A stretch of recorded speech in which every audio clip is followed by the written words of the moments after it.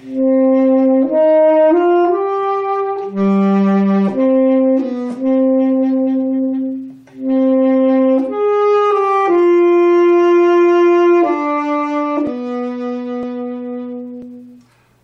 of the Telemann Sonata is in two sections, as we mentioned before, separated by an attacca. An attacca just means to move on into the next section immediately. There can be a slight pause, but not as much as a pause if you were waiting between two movements. The two sections here, first is an adagio and the second is an allegro, so we have a very specific contrast that's being set up between the two movements. The tempo marking of the adagio is an eighth note equals 72. Now an adagio is thought to be a fairly slow tempo, slower than an andante, and andante is considered to be a gentle walking tempo, so we want to go a little bit slower than that. Now, once again, this is an editorial metronome marking, and so you can have a little bit of leeway as what you want to do with it. I choose to do it just a little bit slower. The vibrato for the adagio section should be fairly slow. This allows you to increase the speed once the music becomes more exciting or the intensity increases. And it also helps support the character of being very genteel and slow moving as you go through it. Here's an example of the adagio opening.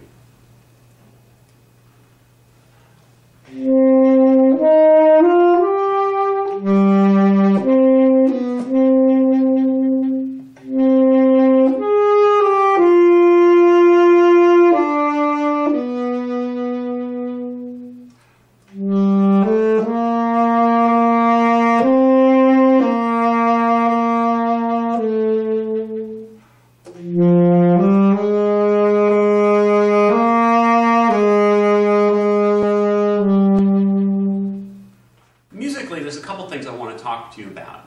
We talked about the arching phrases and increasing your vibrato and making sure that those arching phrases with dynamics and vibrato come off very nicely. But this movement also incorporates sequential patterns, which really kind of give the piece directions, you know where it's going. And what I'm going to do is I'm going to play some of these patterns in a faster tempo because they're a little bit easier for you to hear. Now take a look at measures 3 and 4. You notice that they have two phrases here, and melodically they're the same.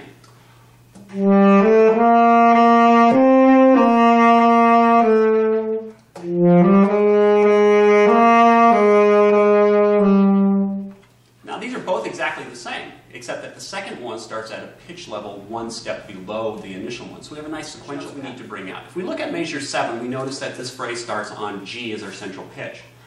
And then it moves down from there. And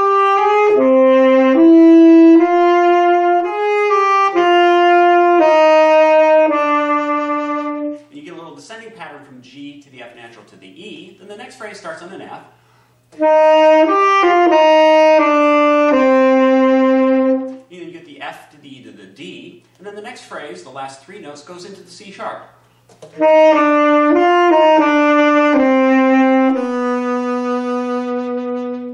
So it's leading to that C sharp, but that's not the end. If you notice on beat 3 in this measure, measure 10, we go back up to the D, and this also happens to be the very opening melodic phrase that we had in measure 1.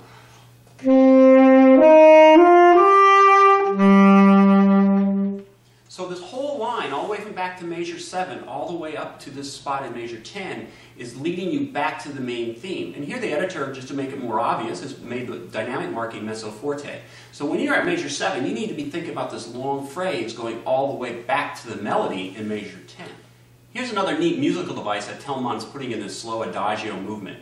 If we take a look from measure 5 to measure 6, we'll notice that our pitch center has changed. At the beginning we're in D minor, but when we get here we go to F major. Now listen to this phrasing. Once again I'm going to play it faster for you so we can get through it faster.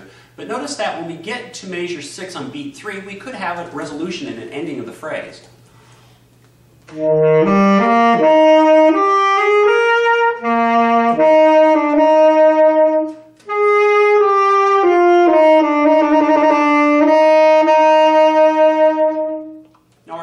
Sound like it's finished at that point because we had modulated into the F major, and F is our key. But look what Telemann does here. The editor, Voxman, has put a slur here, and it could be in the original as well. But the F, it doesn't stop on the F to give us a good cadence. It actually keeps moving. It doesn't stop. I'm just going to start on the beat 4 in measure 5.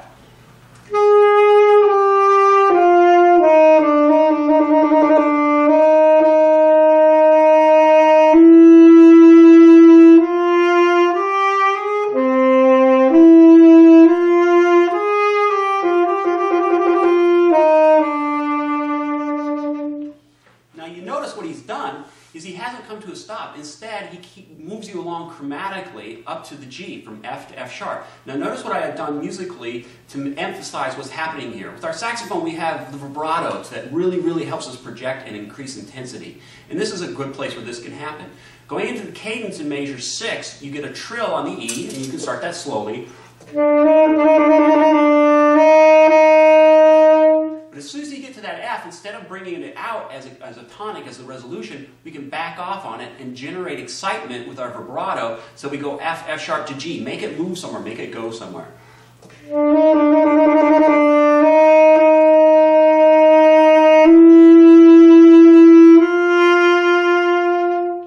He takes us someplace where we're not sure where we're going. We expect it to end on F. Our ear tells us that the center is F, but it keeps us moving right on through. It's a very neat compositional device. And it's up to us as a performer to understand that and hear it and project it out musically. One technical problem that you're going to run into in the second movement, as well as all of the movements in the Telemann Sonata, is the D to C sharp pitch progression. And I say that because of the key of D minor. You're going to get a lot of C sharps progressing to a D. Now, as we all know, on saxophone we have a big issue with this because the Ds have all the keys down and they tend to be sharp and sometimes sound stuffy. The C sharp has no keys down and of course sounds very open. And it's also flat. So we have a couple different problems. We have a timbral issue of matching the sound and the tone quality of both, but we also have a pitch problem. So the issue here is really we've got to make sure we bring the D down as much as we can, and the C sharp we have to bring up. Now there's a couple different ways.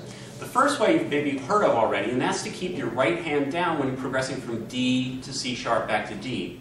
I personally don't like this one. I don't think it makes my horn sound all that great. And I'll play an example here of going C sharp, putting my right hand down.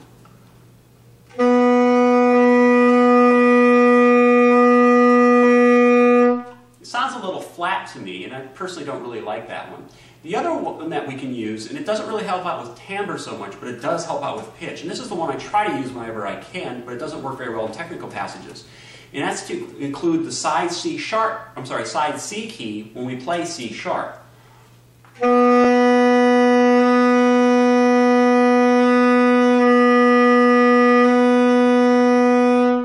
This actually brings the pitch up about 5 cents on my metronome, and it also helps warm up the sound. Now, I'll play an example here, measure 1 and 2, because this is where we run into both of these problems, and you can listen to them.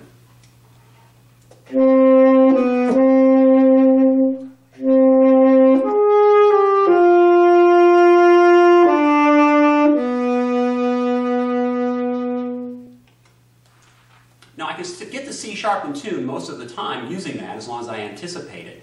However, I have to be very careful about those timbral things so that C sharp doesn't pop out.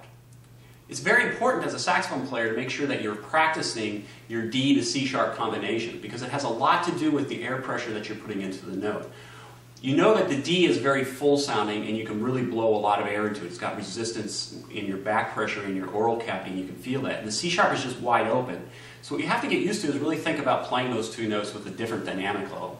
If you're thinking, say, mezzo forte for playing the D, then think of mezzo piano for playing the C sharp because you're putting less air into it and you're backing off on it. And then you can make those pitches match more easily.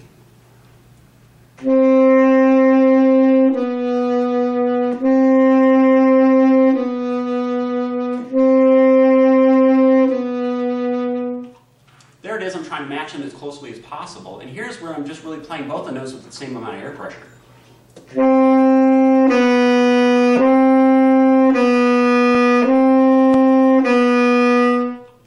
Doing anything to cover up the C sharp, and you can tell that that note really pops out. But as saxophonists, we've got to be concerned about that issue when it occurs.